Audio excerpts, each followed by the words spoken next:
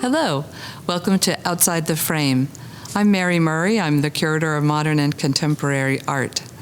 Today we're looking at a sculpture by Louise Nevelson, who was born in Ukraine in 1899. Her father worked for the timber industry and moved his family to Maine in 1905. So as a child, little Louise had small bits of wood to play with, and that would be a determining factor for her later in life when she became a sculptor. She moved to New York City when she was 20 years old and pursued different kinds of artistic practices. She studied voice and acting and modern dance, as well as the visual arts. Around 1930 or so, she traveled to Europe and studied painting, and while she was there, she actually acted in films in the Berlin cinema. So she had very strong theatrical background, and in fact her persona, her public persona that is, was also quite theatrical in appearance. She always was photographed wearing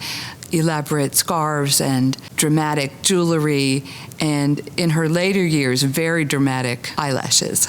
For several decades, Nevelson worked in New York City as an artist. She exhibited a little bit, but she didn't really hit her stride and her mature style until the 1950s, at which point she discovered the idea of assemblage, connecting many disparate pieces of wood together into boxes that would essentially be frontal relief sculptures. And these she created in dramatic fashion, sometimes in entire room installations. So that sense of theatricality that she had throughout her life, she was able to invest into her visual art practice as well. As a younger artist, she had been a studio assistant of Diego Rivera, who introduced Nevelson to ancient Mexican art of the Maya. And those kinds of forms eventually would find their way into her work. In the late 1940s and early 1950s, Nevelson was part of a generation of artists who had matured through the Great Depression and had seen the tragedies of World War II, including the Holocaust, and had now entered into the Cold War and the nuclear age. They were motivated by mythologies in the work of writers like Joseph Campbell. They sought universal kinds of truths about humanity in these various comparable stories. And they believed that an abstract visual language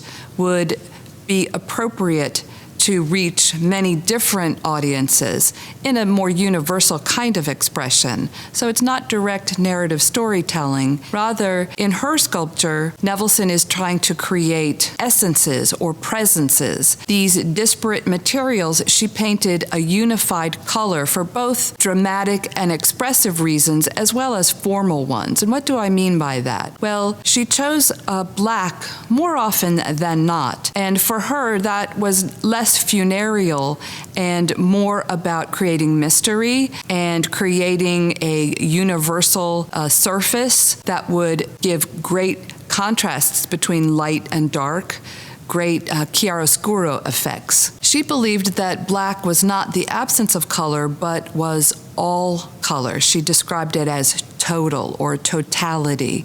And so I think that works in concert or hand in hand with this notion of creating a universal expression that would be meaningful to all people. The all-black surface also allows us to follow in a formal way the lines and the shapes rather than looking at them as individual components. This particular piece she describes as a garden. It's from 1971, and to my eye it has a totemic kind of presence, that it has a certain kind of powerful essence.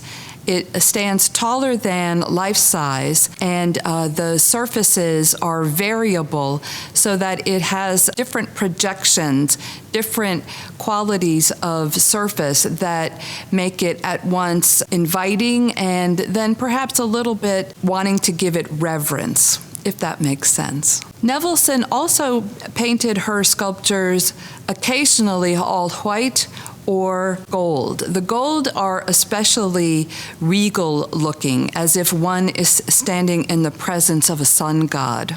Nevelson was perhaps the premier artist to work in this kind of assemblage aesthetic in the United States during her generation. And it's very, I think, telling of the 20th century when our vision is fragmented with so much visual culture that she should be able to bring so much difference together and then create something extraordinarily unified. Thank you for joining me outside the frame. I'm Mary Murray, Curator of Modern and Contemporary Art.